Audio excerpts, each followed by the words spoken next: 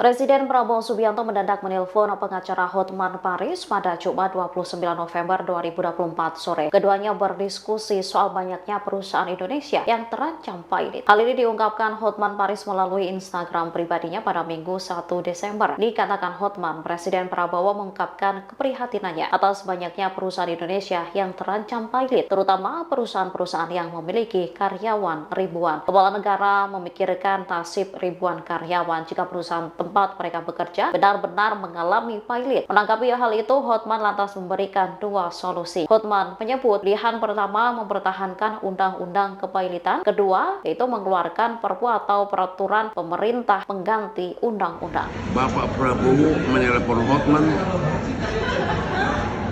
berdiskusi soal keprihatinan beliau atas banyaknya perusahaan Indonesia yang terancam pilot